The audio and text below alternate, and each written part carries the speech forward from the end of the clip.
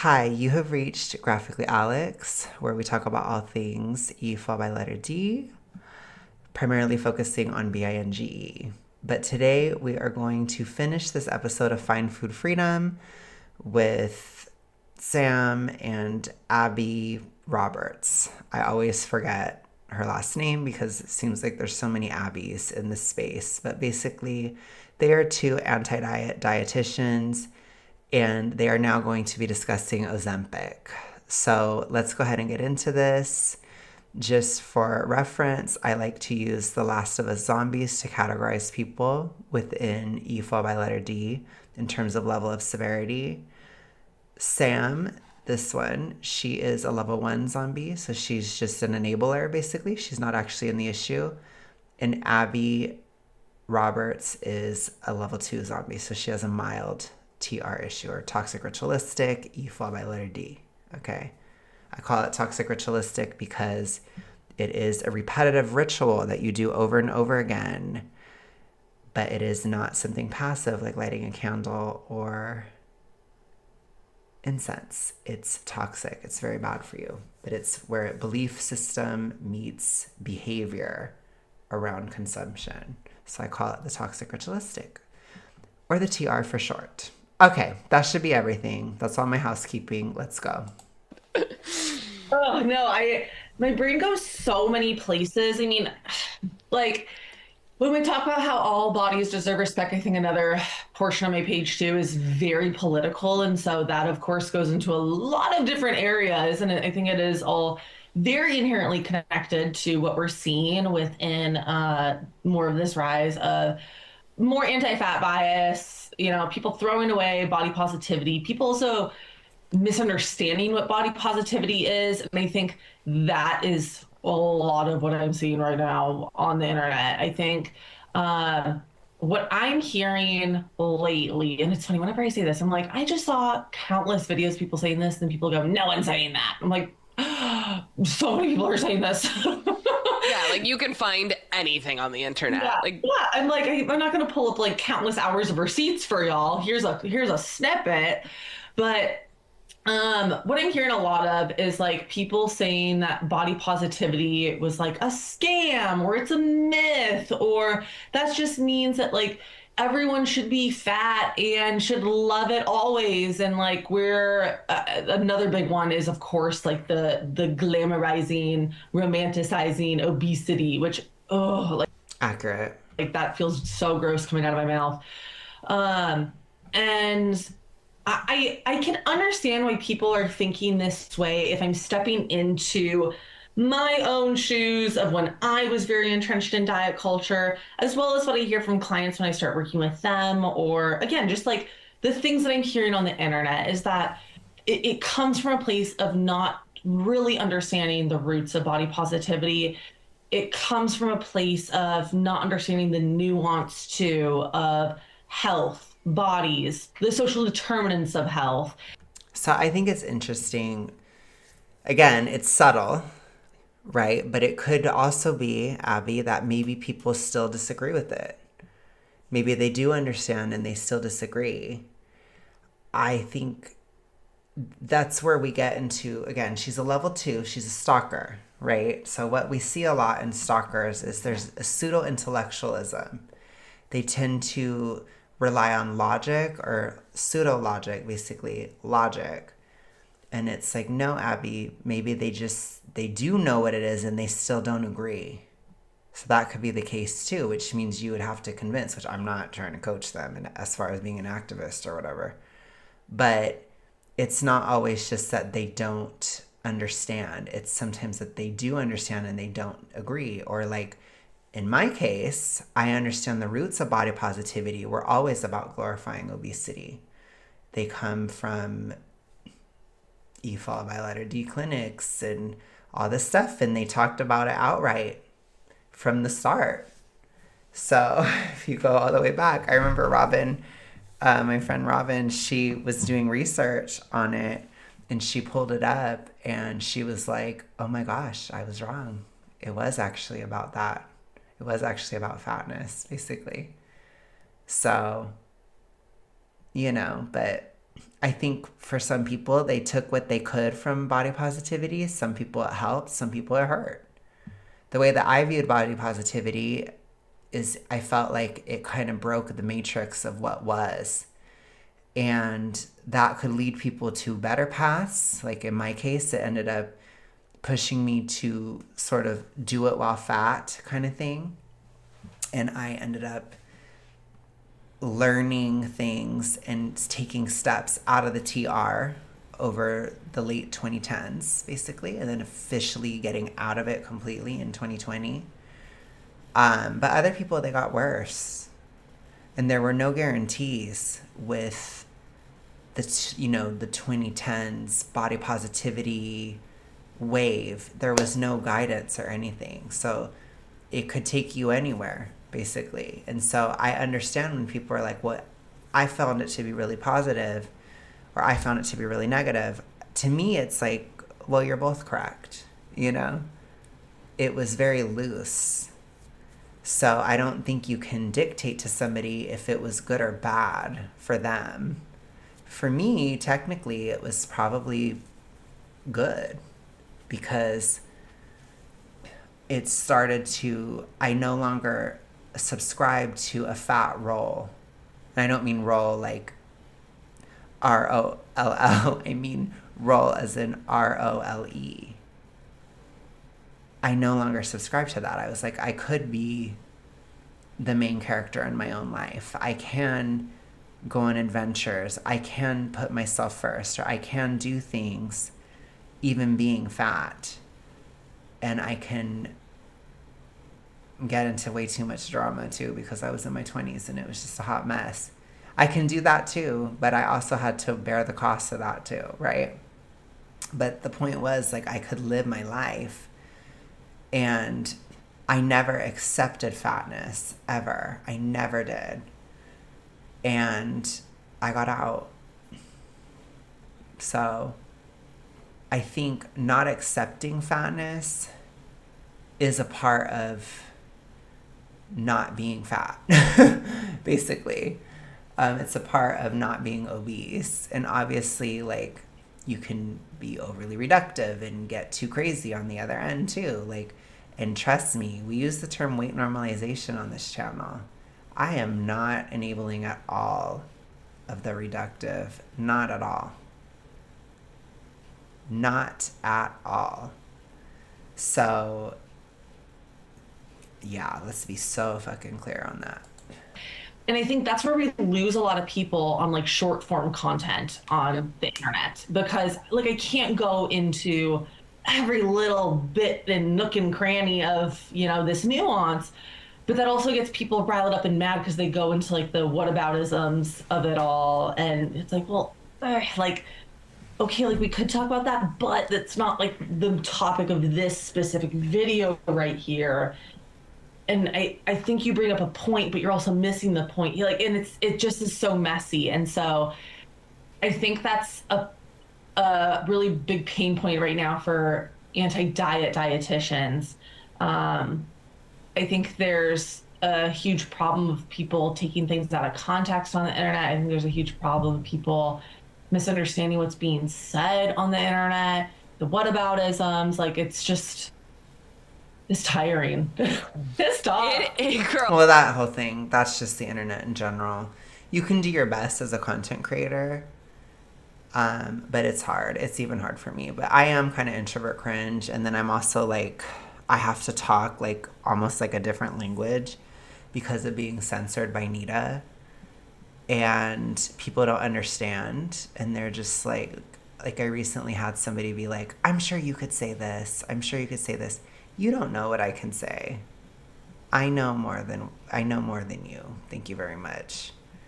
I don't want to put my channel at risk at all. So it is what it is. I know that people with these issues, they understand, sounds so fucked up, but it is the truth. They know how to understand another language, so to speak. So I know I can still reach people with the problem, and that's what I care about. not that I don't care about people that don't have the problem, I absolutely do, but I try to let y'all know, like, you can be normal. You can get out of this. You don't have to freak out about it all the time. Like, it can die. You can get out of E fall by letter G. You can be cured. There's hope. A lot of it has to do with consistency and allowing physical healing. It does damage you physically, but a lot of stuff recovers, you know, and I try to give that hope on my channel as much as I can, because a lot of people are still in the issue and they want you to stay in it. There's such a reinforcing aspect. So it's tricky. It's a tricky time. I think it's hard to do internet content creation anyways, because all that stuff happens regardless of niche. But especially in this niche where people have psychological reasons to distort what you're saying, people are dealing with mental health issues, and people don't want to hear what I'm saying, you know, they don't want to change. It freaks them out. They get anxious and stuff like that. And I understand the anxiety piece deeply. I deeply, deeply do. More than anyone. I mean, I almost died for it. So I'm going to be real. Like, I was at the end, you know. I think I probably could have scraped along for maybe another year or two. But that's too close for comfort to me. I was near death. I could feel it. Sometimes you just know. But it took me a long time to get better because I was so low. So I understand the anxiety and the identification with it, and what am I going to do if I leave it? Who am I going to be? I understand all of that. But all I can tell you is you will find it.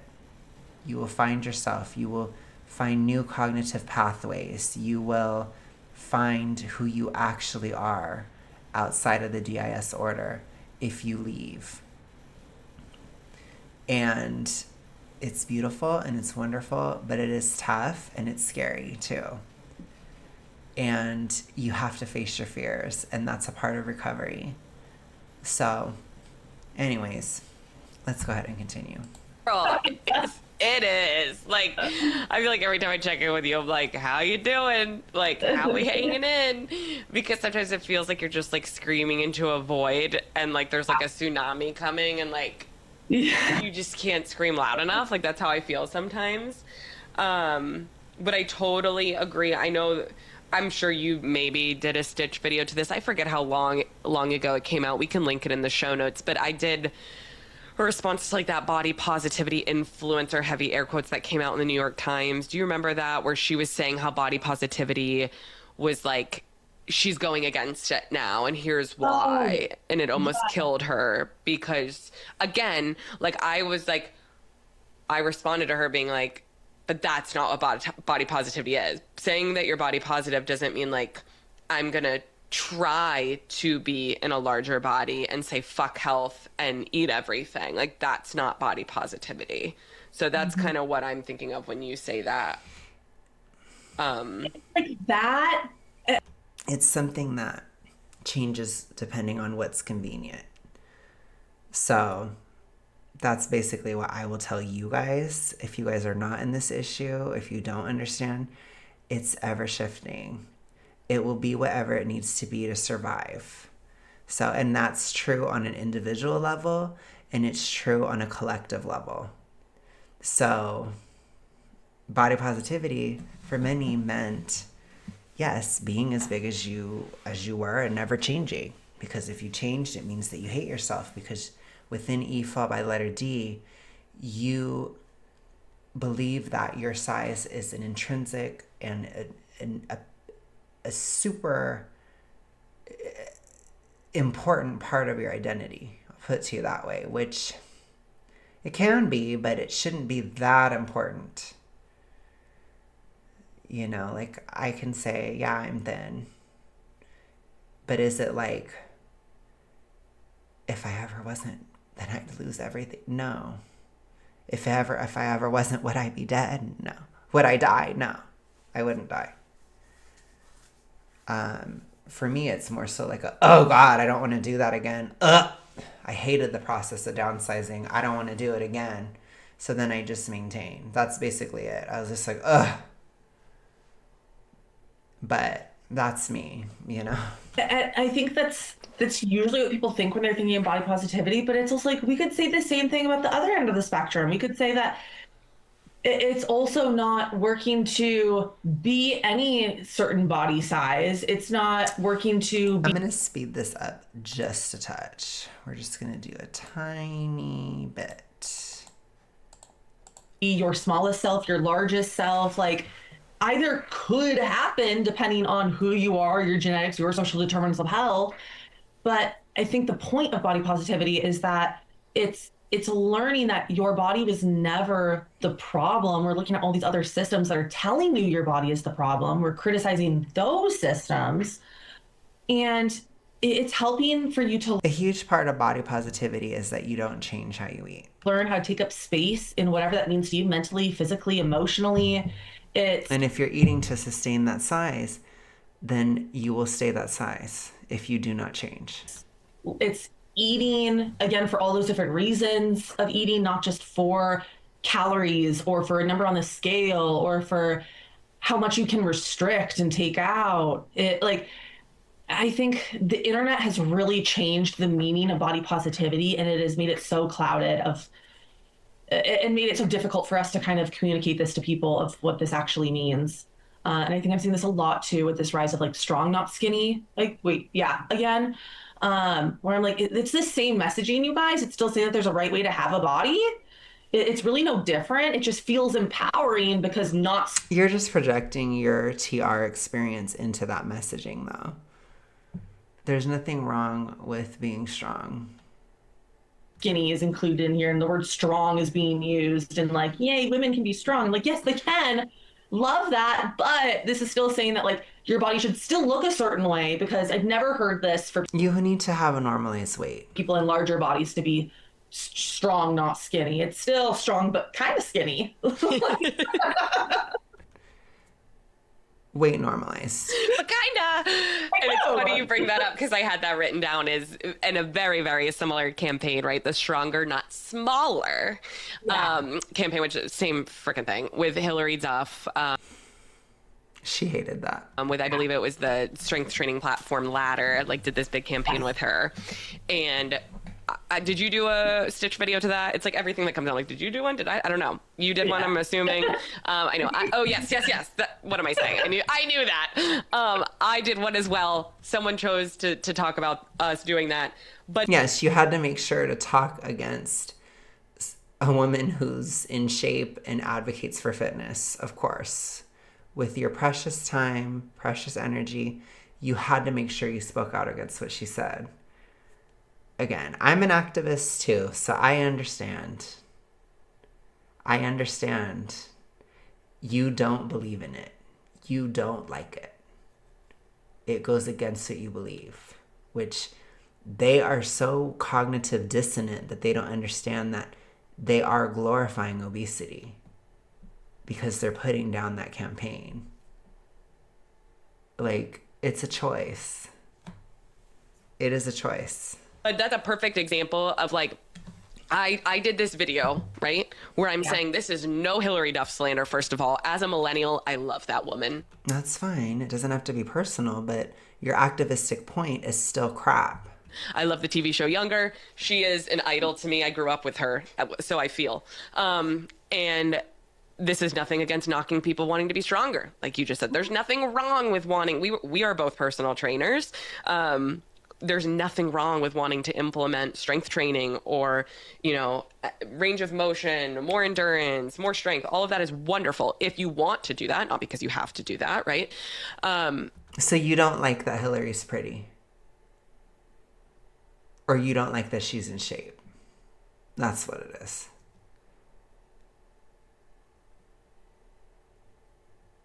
The campaign didn't say anything about, like, if Hillary Duff was like, if you're fat, you should hate yourself or something. If she had said something like that, I'd be like, oh shit, It'd be like, damn, that's not what she said. And that's what you guys are acting like she said.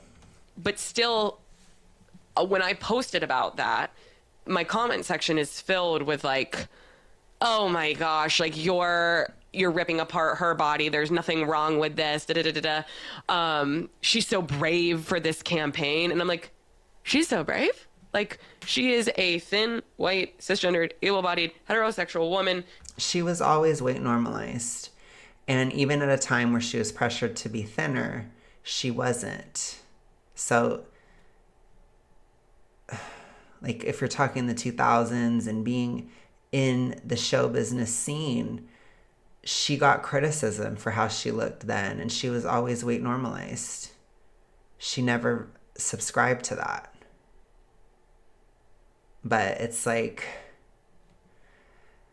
I don't know. It's again, I don't think Hillary Duff is like beyond criticism, but it's like, come on, you guys. This is like one of her strongest things, like in general. Like, I think she's a really good example for fitness, and she's a great advocate for that. And it was a good campaign. And it's basically just like modeling. And it's like a positive message that's totally non-controversial and definitely pertinent and needs to be stated to the point where it's almost Firefly adjacent. Like, I was actually thankful for the campaign. I really liked it. But of course, that's why you guys don't like it, you know? Because it goes against E followed by letter D logic for the most part. And I don't know. It's just a product, or it's just a course, or whatever it was. You know, it's like, if you want to be more toned, or you want to be more muscular, you want to be more this or more that, then join the program, basically. I don't know. I don't think it was that deep. Who has a very, like, she has every privilege that could exist in the world. And yes, I understand she is postpartum and her body has changed for herself, right? Everyone can have body image issues. And she does not have discrimination against her body, like in any way, shape, or form. And so, no, she's not brave, like, at all. So that there's just so much, like, she's not brave, but she got a bunch of criticism from people like you. So it's like, okay, she still made a splash. You guys are really upset about it. So, I don't know. It's giving like she took a stand. And I'm happy for her that she took that stand. I agree with that stand. It's ridiculous.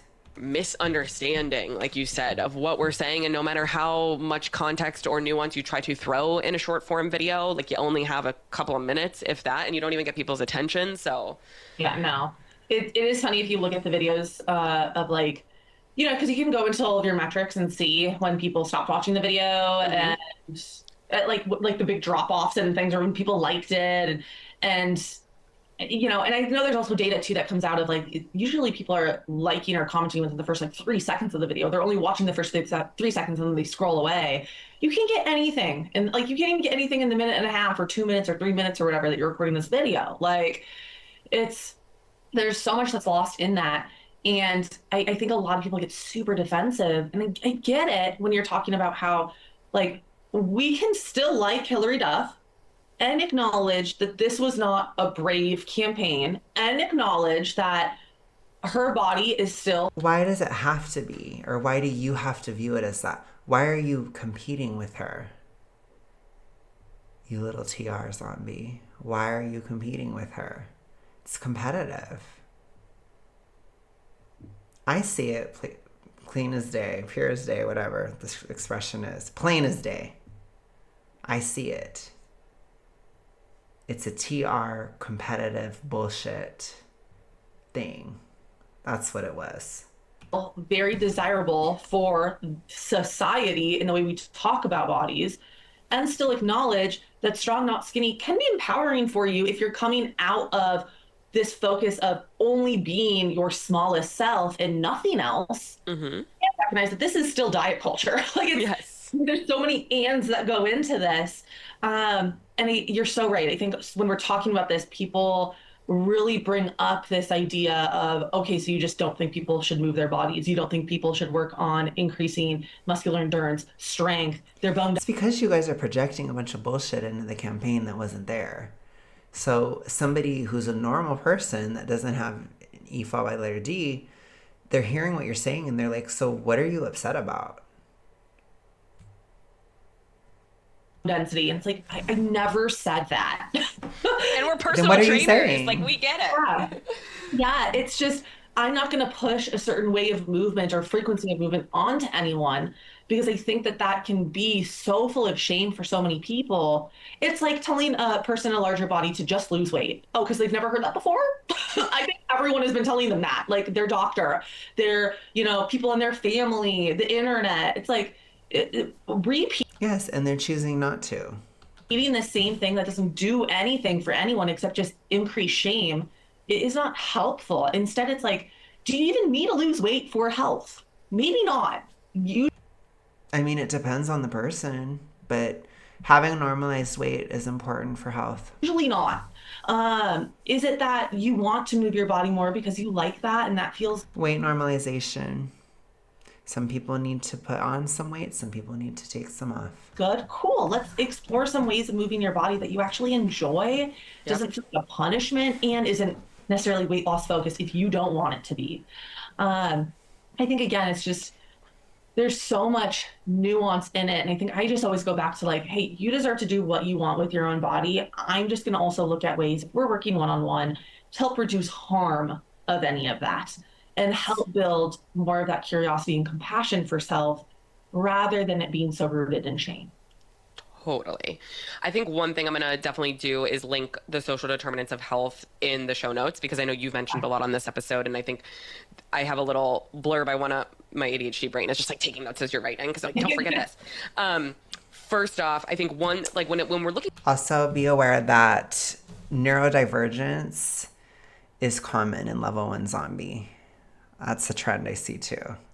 Because it's not that, I don't think that it's that you guys are like horrible or anything at all. It's just sometimes people that are neurodivergent, they are more susceptible to emotional manipulation.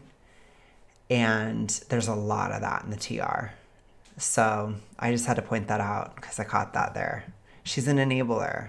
She's a people pleaser and she has ADHD. So it's like, I know that that can certainly be a lot of people's experiences with the condition. And if that's you, just be aware and don't listen to the manipulation. And I know I have some viewers who are autistic as well, who are kind of vulnerable to that kind of thing within level 1 zombieism, or like people try to get them to fall in line with fat acceptance and with the normalization of obesity.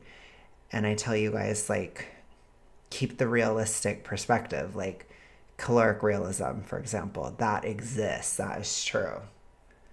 And these kind of things, because it's hard, and I don't know everything right about every neurodivergence, but I'm just, all I can say to you guys is if you have something like that, do not let them manipulate you. Just don't, because they will try. Okay? Looking at the campaign with Hillary Duff as like a perfect example, I understand that brands, like, of course they need to pull in celebrities to like get the money's worth, right, of that. What if we did a stronger, not smaller campaign with Hillary Duff? Sure, she can be your gal. Can we pull in other bodies of all sizes? One that comes to mind for me, I haven't seen her account in a while. I don't know why, but did you ever follow Meg Boggs? She was a great follow. Too. I just haven't seen her. You know how Instagram like doesn't show you? I'll have to pull up her stuff. But I know back in 2020, she was, I really enjoyed her account of like, she was showing like I'm in a larger body and look how I lift. And like people tell me all the time, like when they see me at the gym, like keep going. Meanwhile, like, bitch, I've been here and like can lift way more than you can. So like thinking about like, okay, if we're gonna have a stronger, not smaller campaign, but then put your money where the mouth your mouth is and bring in all bodies that are stronger. Because just because you're stronger doesn't mean you have this like defined muscular tone. Yep. All bodies can be stronger. Yep. And of course, like, can we diversify and not just have a thin white woman? Can Yeah. we bring in other races, genders, sexuality? Like can we represent what the world? Within level 1 zombie, body diversity is one of their biggest arguments that you'll see all the time. People have different kinds of bodies. There's all different types of bodies, that kind of thing. If you see that, that's probably a level 1. They're big on that one. That's one of their favorite ones. And remember, it's that, and then it's a lot of like the pseudo libertarian arguments too. So like it, that doesn't affect you, blah blah blah. I can't think of the actual quote right now, but there's a very specific line that they say about like they're just living their lives. It's something like that. I think it's that one. Something like that. I don't know. I can't remember, but that was one of them, was the body diversity. That's a big one for level 1 zombies. They love that one. What it actually looks like being stronger and not smaller, because this just felt like it, like you said, it spoke right to diet culture. And I mean, even for myself too, because when I came out of bodybuilding, which is very focused on being smaller, whether or not, It's so aesthetic. yeah, if anyone explicitly says it or not, like that's what it is. I'm going to tell you from experience.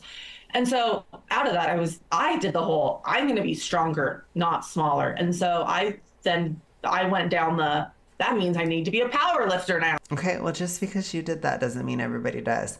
Just because you had an E followed by letter D, well, sorry, not had, have, let me be very clear, that doesn't mean that everyone else does. Because I couldn't get out of the whole like what I'm doing to work out is my identity. I couldn't get out of I'm still an athlete and that has to look a certain way. And I did love powerlifting, but that is how I hurt my back. Yeah. And I was also in my largest body to date. When I was powerlifting, I was also at my strongest. Mm-hmm. And so being stronger doesn't necessarily look smaller for many people, maybe for some, not for all. Yeah. Even though I know the campaign is saying stronger, not smaller. But again, there is this underlying, your body should look a certain way. And that's also what Underlying, I went into it as well. Well, if I'm getting stronger, that means I'll be more toned. That means my body will look a certain way. That means my body will still again, you're looking for that though, because you have a problem. And it is our responsibility, if we are in the issue, to deal with reality.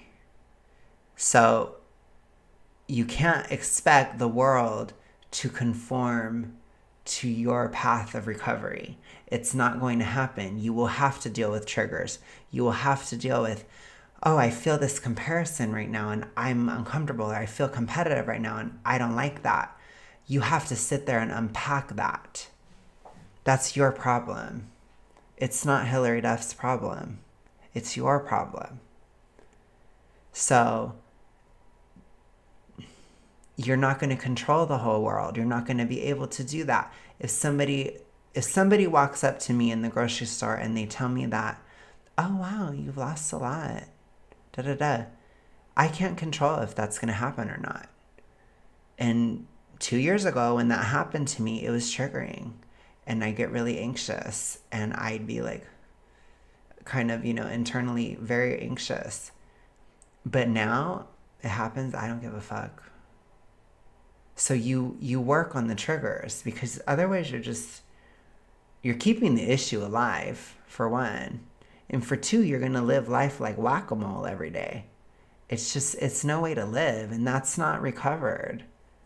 I understand like starting out and stuff, but you have to work on it.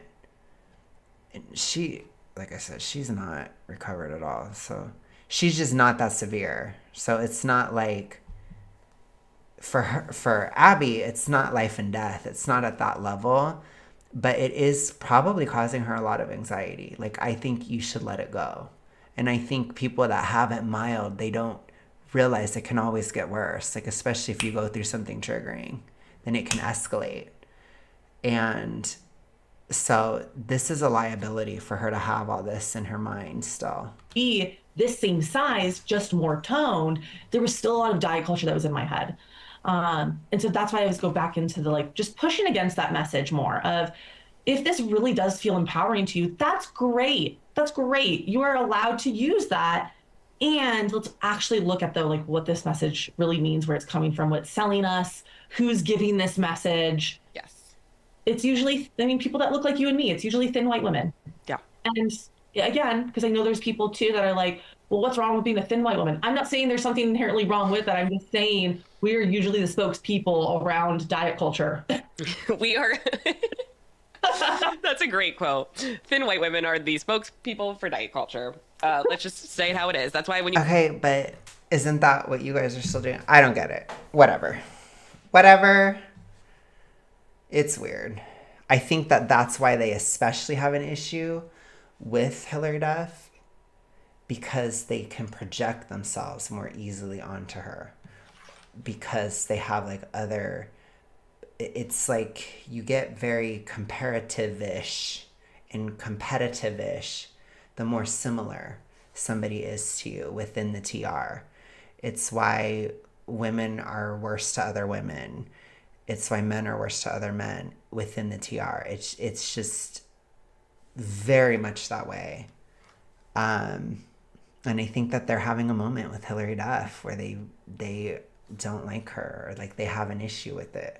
When you look at Dietician, Not necessarily not like her personally, but they don't like her body or something. It's weird. I think for her it's very performative, and she's reading it more like a script off of a book. But I think for Abby it's real. It's there. She doesn't like it. She is triggered.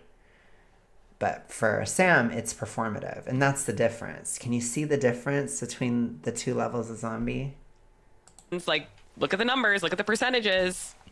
See how she's not really anxious about it, but she's just like, well, this is what I was told to say. So it's that kind of thing. Yeah, it's what it is, because all of us have eating disorders or disordered eating and go into this field. And if we're lucky enough to be sitting here like you and me, we can get out of that. Oh, no. But a lot of the times people go... I mean, but she is betraying what I said, which is that a lot of people that are dietitians are in the issue. So I agree with that. But again, not all.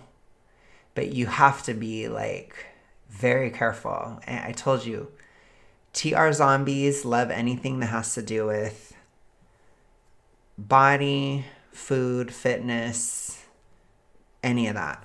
And then E fall by letter D itself. Obsessed with all of it.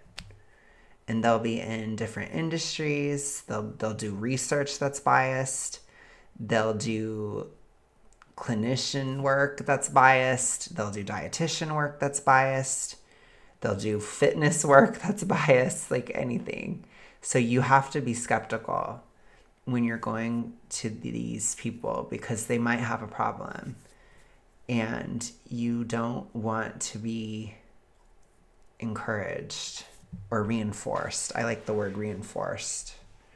Go on living their lives just entrenched in it and spewing it on the internet for all to enjoy.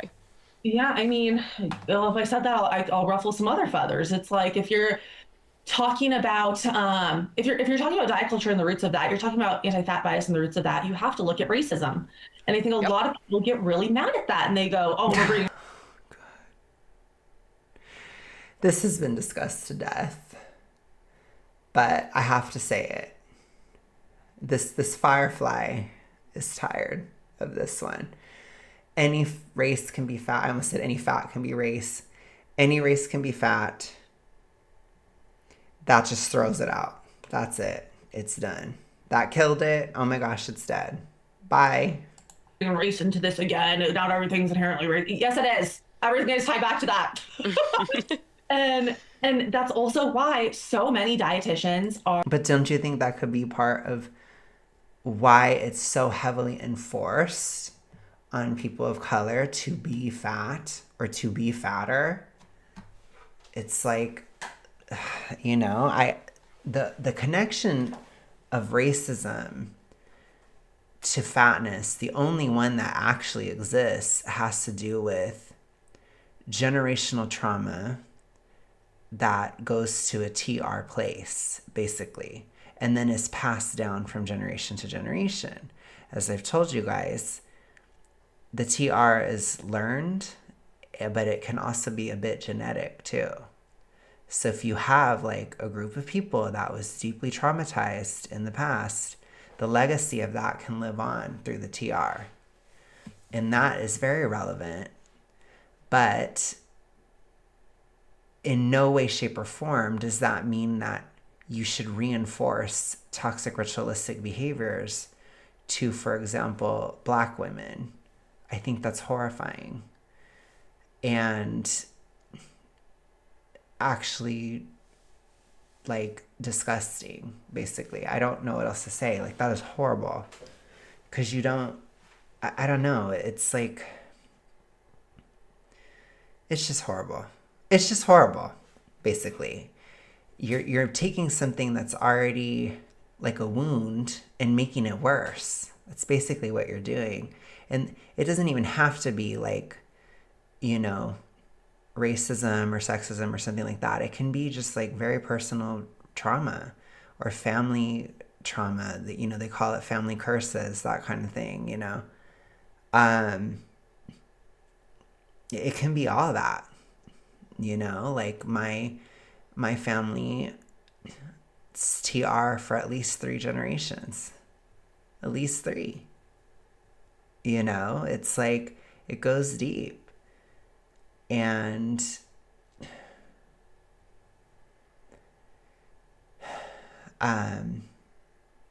it's just like personal traumas and things like that. It's like you have to, I think it's important to be aware of that, but it's also important to dismantle that or break that, because that is really the only connection, in my opinion. And it's just like with anybody, we all inherit things, and you know what I mean? Like it,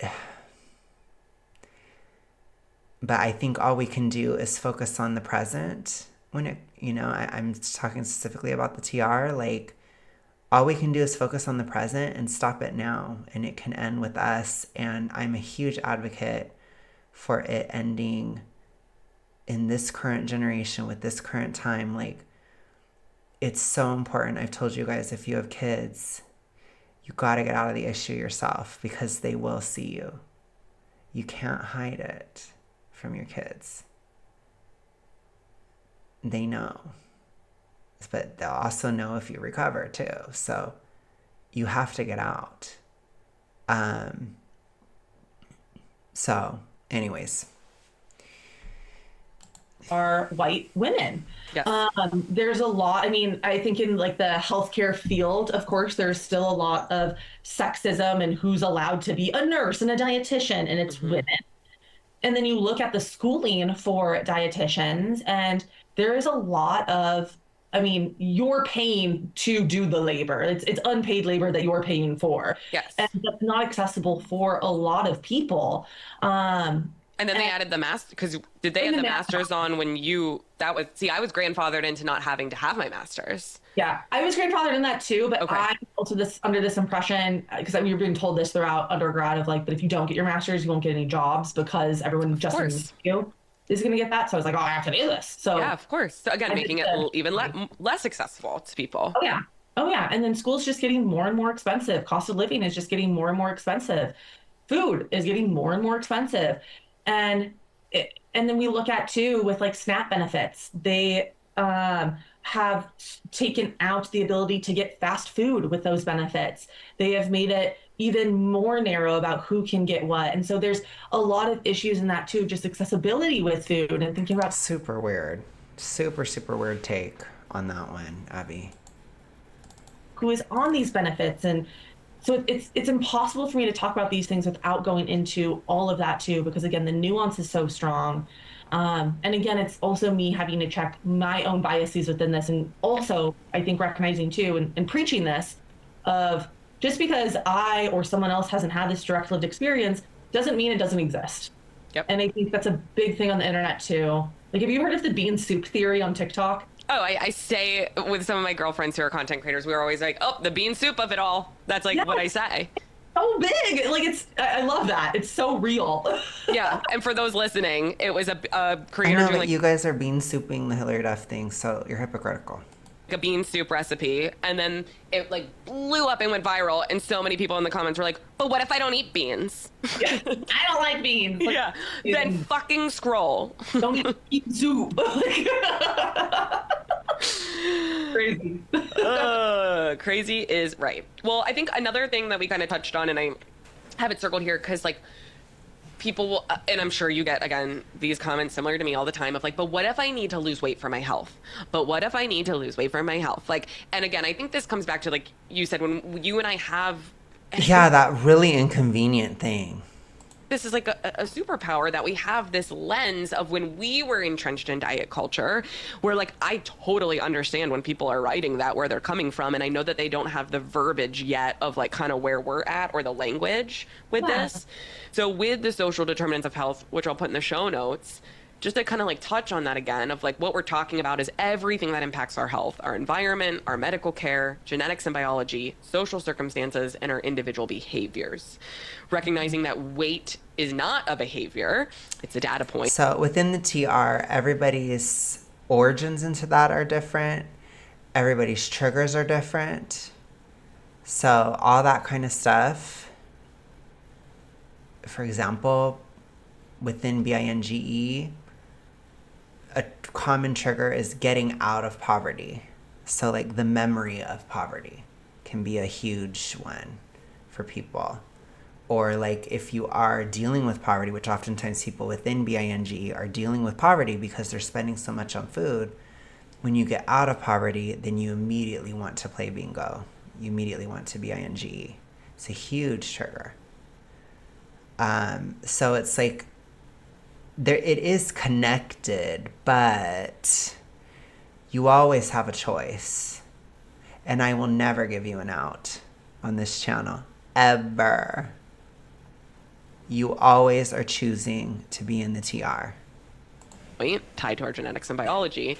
But so when I would love to hear just kind of what's coming up for you. Like when you sit with a client who is coming to you and they feel like they need, heavy air quotes, to lose weight for their health, and they're at a place Heavy air quotes. Have you ever been SMO, Sam? Do you know what you're talking about? Do you know any of the science around obesity, Sam? of wanting to make changes, recognizing that health is not a moral obligation. They're not sitting with you because they have to. They're here because they want to make changes to their physical, emotional, mental health. And obviously you as an anti-diet dietitian, you're not looking at weight as a metric, as a measure of success. Where do you take clients, or what are some things that you do with them that is obviously research-based, science-backed, but also can help have positive impacts on their health, uncoupled from intentionally changing the size of their body? Yeah, I've changed my tune around it over the years, which I think that many of us have, and just, meeting with more people one-on-one, learning more about their experiences, because there's not a whole lot out there that teaches you about this. And so I think it really is, learning in the field. And how I always meet with the client is just right from the get-go, starting on our website to the discovery call to the initial session, is very much I am not a weight loss dietitian, but that doesn't mean that I'm never going to tell you that you're not allowed to lose weight if that's your desire. I'm just going to help you do it in a way, if again, that is something that you want. I will never push that on you. In a way that is not restrictive, punishment, a fad diet, hours in the gym, cutting out your favorite foods, all this stuff. I'm also going to be super curious with you as to why you want to lose weight. Mm-hmm. Instead of saying, nope, you can't do that. Like, nope, you need to just love your body as it is and like be so chill with this and just, yes, queen, love, diva. Like like, yes, that might feel good for a period of time, but also what I hear from clients is, okay, I've been doing this. I've been eating food whenever I want. I've been, not restricting. I've been working on trying to love my body as it is. And I just feel like I've now reached a point of like this fuck it diet. This is no longer feeling good, but I feel like anything else I do is then dieting and I don't want that. So what the heck? And I go, yeah, of course you're in that space. You said this earlier of like, it does feel really freeing and amazing to say fuck it to dieting Yep. and do whatever the hell you want whenever you want. But maybe that also doesn't feel aligned with, You always could. And you always did. People do what they want all the time. This idea that like people are like robotic or something with food, it's like no, unless if you have no money at all and you have to eat what is given to you, you're always choosing. Just stop. am I having like a variety of foods? Am I having foods that feel good for my digestion? Am I still maybe practicing some mental restriction? Like, is there still some, I shouldn't have ate that. That was a bad food. I'm bad for eating it. And so I kind of take them along this sort of like, it goes deeper than that, but it's still really amazing that you have been in this space. Because again, it shows us that there is something different from diet I culture. wonder what any of that actually means. Like, I wish she would give an example of that, but she can't. So, Culture. We just need, hey, there's also something different from this if we want there to be. There's just more gray area that diet culture doesn't talk about. So yeah, so she's biased, but she's less biased than like Brie. You know, she's not severe. with all of my clients, I'm always curious of like, what are your food preferences? What is the relationship you want to have with your body, you want to have with food? When you have health goals for yourself, what are those? Where do those come from? Have you been told that you need to have this? Is this for a specific medical condition? What have they said around your weight with this? How have you been treated with your weight around this? And just really destigmatizing it all. And then looking at, like with the rise of GLP-1s, for example, that is not going away anytime soon. Sure isn't. And so there's a lot of sitting with that with clients of like, how do you feel around this? I do have some clients right now who are on GLP-1s and also really working on still finding that acceptance within their body and looking at a variety of foods and looking at the relationship with food that they want to have. Now, it does look different than if you are not on a GLP-1, of course, because your hunger cues are going to be very different and cravings and things are going to be very different. But I still at my core really do respect body autonomy. I'm going to go over everything with people if they're interested in GLP-1 of like, I want you to be so acutely aware of these side effects of things that doctors might not have even told you, of things that I've just seen from clients that have taken these medications, and the dangers of this, the nuances of this, so that you can truly make an informed decision on what you want to do with your body, not just what the doctor is telling you that you need to be on this GLP-1. And then I'm still with all clients going to look at, are we eating enough? Are we taking out the mental and the physical restriction with food? Are we, using kinder language with our body and acknowledging the nuances of body image? Again, like body image isn't just when we look in the mirror and we go, I don't like what I see. It's also if you're hot and sweaty and your thighs are sticking together and rubbing and chafing, like that is going to have a direct impact on how you feel about your body and in your body. Yep. So if we can acknowledge that, it's not that your body needs fixing. It's not necessarily that weight loss is going to change that either, because it could just be the way that your femur is inserted to your pelvis, that your thighs are always going to rub together, because not everyone has a thigh gap, despite what the media tells us that we can all aspire to have. Sometimes it is just the way our body is, and no amount of weight loss is going to change that. So how can we be okay with this? In this moment? Do we need like an anti-chafing stick? Do we need to wear longer shorts? Do we need shorts under our dresses or skirts? Because that's going to feel better. That's what I do. And it feels so much better than if I'm wearing a skirt without shorts underneath. I just did a post on that the other day. I was like, I will never wear a dress without shorts ever again. It's more the word. So I know that was such a long-winded answer, but I think the core of it is like, I'm always going to respect body autonomy. I'm always going to help clients truly make an informed decision and then reduce harm of whatever that might be, if there could possibly be harm. Totally. Thank you for all of that. And I think that just showcases too, like every client is so different. Like, and Yeah. like there's no amount. I mean, we could talk for hours and hours and hours of like, okay, if this happened with a client, how would you handle it? If this had like, and it's going to be different for every client. But like you said, it's like those key points of like every client gets body autonomy. You're not there to convince anyone of what they should or shouldn't do.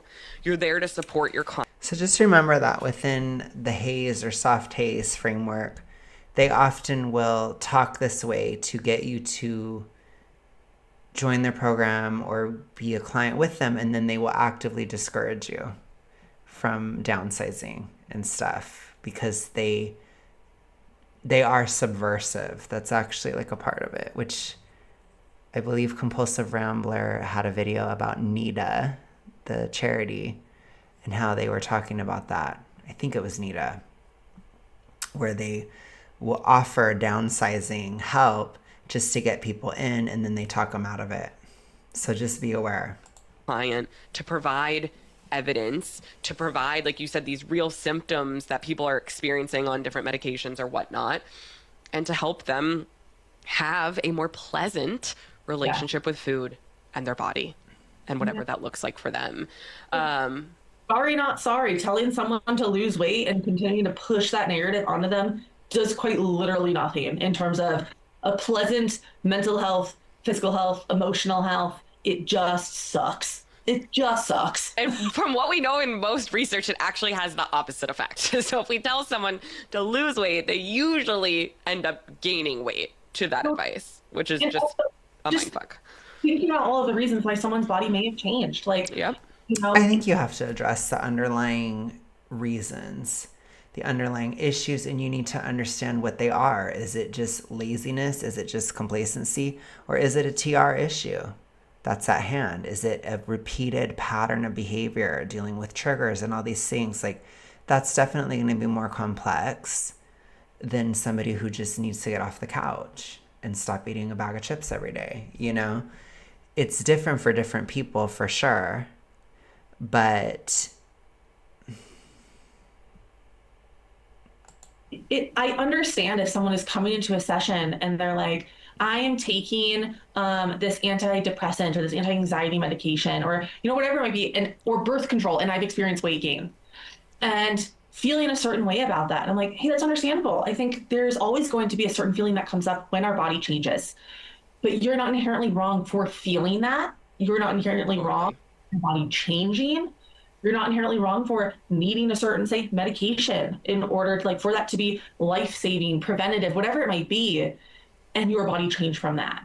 And so, you know, looking at the nuances. it's very soft haze. Very soft haze, which is like, if you just so happen to downsize but you're not trying to, then that's okay. That's soft haze. Is there as well. And just, you know, there's so many reasons that our bodies can change that are outside of our control, and weight loss isn't the answer or might not be feasible even. And so it goes into that as well of just the curiosity of it all, of like, why is someone telling you that you need to lose weight? And is that really what's feeling aligned with you? And if so, why? If so, if not, why? Like, it's just, I'm going to keep asking questions. Curiosity, curiosity, curiosity is like the name of the game for sure. Okay, so obviously we could keep talking for hours, and we will have additional episodes, I'm sure, in the future. But is there anything that, like, as we wrap, that you feel like hasn't been said, or anything on your mind, or anything you want listeners to hear as we kind of see our way out of this episode? I think just like it can't be said enough that, you know, your body is not a problem that needs fixing. You as a human are not a problem that needs fixing. It really just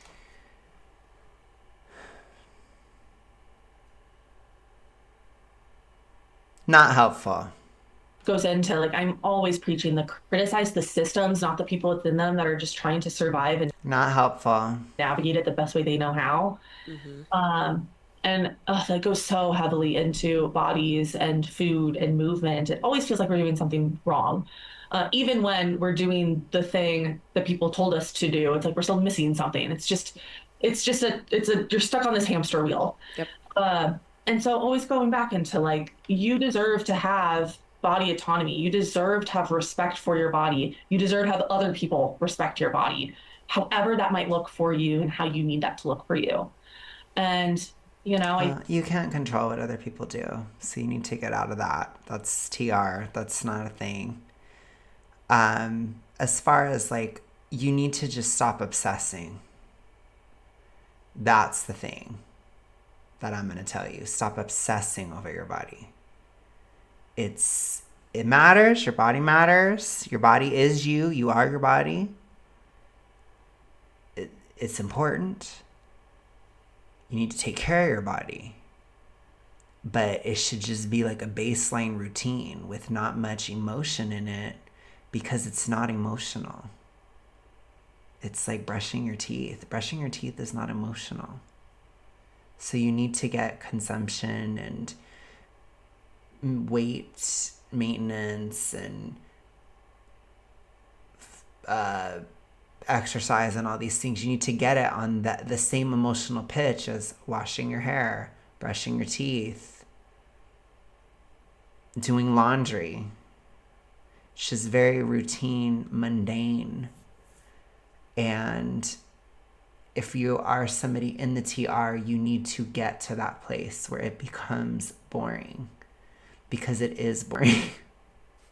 I think just going further into like there is no perfect way with intuitive eating or body acceptance, neutrality, positivity. I think it's just whatever you're needing in maybe this stage of life, and that might shift.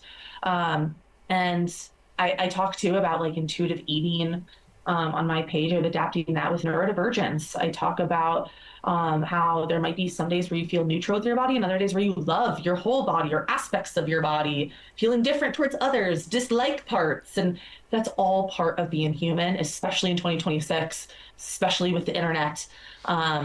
It's messy, and that's okay. Yes.